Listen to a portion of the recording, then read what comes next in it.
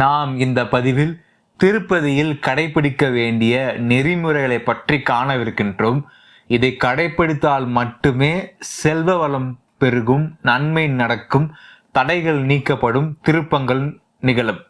திருப்பதி செல்வதற்கு முன்பு 21 நாட்கள் விரதம் மேற்கொள்ள வேண்டும். 21 நாட்கள் துளசி மாலை அணிந்து விரதம் மேற்கொள்ள வேண்டும். மது, மாமிசம் உட்கொள்ளக்கூடாது. சாத்விகமான உணவு முறைகளை மட்டுமே உட்கொள்ள வேண்டும். அதாவது விலங்குகளினுடைய மாமிசம், வெங்காயம், பூண்டு, கேரட் இத்தகைய உணவுகளை தவிர்க்க வேண்டும், முற்றிலுமாக தவிர்க்க வேண்டும். 21 நாள் விரதம் நிறைவு பெற்ற பிற்பாடு தாங்கள் திருப்பதிக்கு புறப்படலாம். திருப்பதிக்கு தாங்கள் ஸ்ரீவாரி மலைப்பாதை வழியாக மலையேறி திருமலையை சென்று அடையலாம்.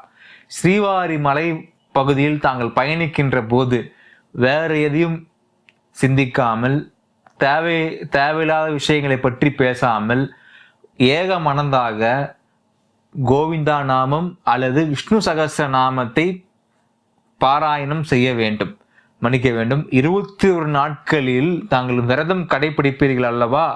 அப்பொழுது கூட அதிகாலையில் தினமும் நித்தியம் அதிகாலையில் எழுந்து விஷ்ணு சகஸ்ர நாமம் பாராயணம் நித்தியப்படி கட்டாயமாக பாராயணம் செய்ய வேண்டும்.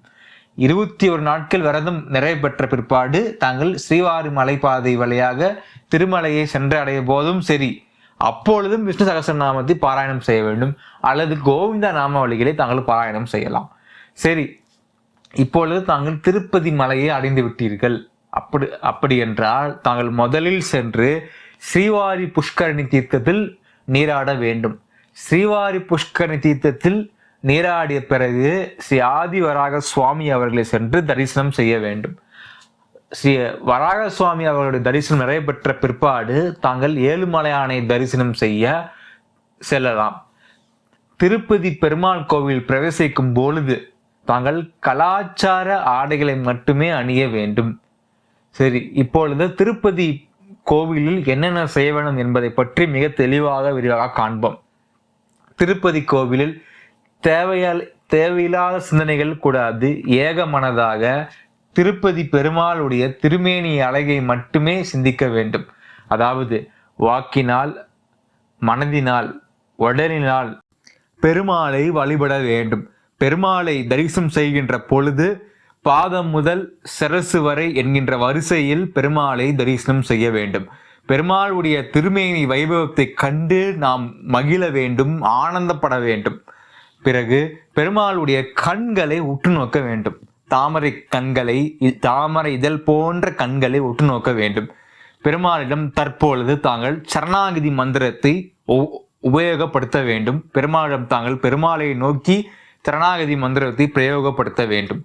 பெருமாளுடைய தற்போது பெருமாளிடம் ஏதேனும் பிரார்த்தனைகள் இருந்தால் அப்பொழுது சொல்லலாம், அல்லது தாங்கள் பெருமாளிடம் ஏதேனும் பேச வேண்டும் என்றால் பேசலாம்.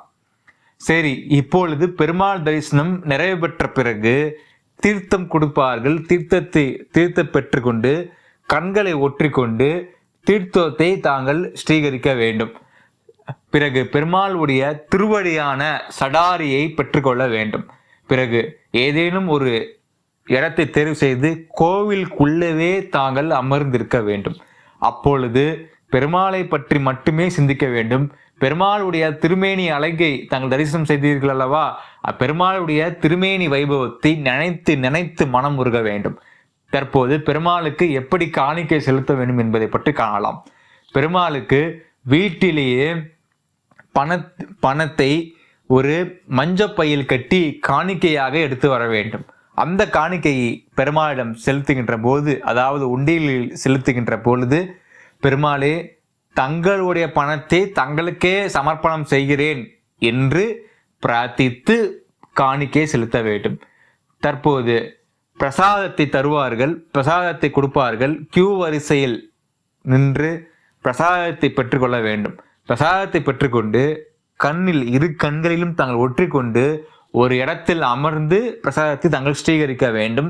ஸ்ரீகரித்த பிறகு பெருமாளிடம், பெருமாளே திருமலை தரிசனம் இனிதே நடந்தது என்ன பிரார்த்தனை செய்து பெருமாளுக்கு தாங்கள் மேலும் நன்றி தெரிவித்து தாங்கள் இல்லம் திரும்பலாம். இதுதான் நண்பர்களே திருப்பதி ஏழுமலையானை வழிபடுவதற்கான சரியான வழிமுறைகள். இதுதான் பரிபூர்ணமான வழிமுறைகள். இத்தகைய வழிமுறைகளை தாங்கள் பின்பற்றுகிற பொழுது தங்களுடைய வாழ்க்கையில் மாற்றம் மேல் மாற்றம் வந்து கொண்டே இருக்கும், திருப்பம் மேல் திருப்பம் வந்து கொண்டே இருக்கும். அசுபத்தை பெருமாள் நீக்கி மங்களத்தையும் சுபிக்ஷத்தையும் பெருமாள் நிச்சயமாக அனுகிரகிப்பார். திருப்பதி பெருமாளை நம்பி ஏழுமலையானை நம்பி திருமலை மண்ணில் கால் வைத்தவன் கெட்டுப்போனதாக வாழ்வில் வீழ்ச்சி அடைந்ததாக வாழ்வில் தோல்வி அடைந்ததாக சரித்திரம் இல்லை, வரலாறும் இல்லை. பெருமாளை நம்பி அந்த மண்ணுக்கு வந்துட்டானா அவரோட வாழ்க்கை நிச்சயமாக ஓய்வு பெறும். எந்த உயிரினாலும் சரி பெருமாளை நம்பி வந்துட்டாங்கன்னா நிச்சயமா பெருமாள் கைவிடவே மாட்டாரு. ஆகவே ஸ்ரீ வைஷ்ணவ மதம் சேனலை சப்ஸ்கிரைப் செய்து பெருமாளுடைய பரிபூர்ண அன்பிற்கும் அருளுக்கும் பாத்திரமாகும்படி அடியேன் கேட்டுக்கொள்கிறேன். இந்த வழிமுறை, இந்த பொன்னான வழிமுறைகளை கடைபிடித்து அனைவரும் வாழ்க்கையில் மேம்பட்டு நற்கதி அடையுமாறு கேட்டுக்கொள்கிறேன். எல்லாம் வல்ல பெருமாளை வேண்டிக் கொள்கிறேன். உங்களுக்கு எல்லா விதமான மங்களகரமும் உண்டாகட்டும். நன்றி, வணக்கம். நன்றி. ஓம் நமோ நாராயணாய.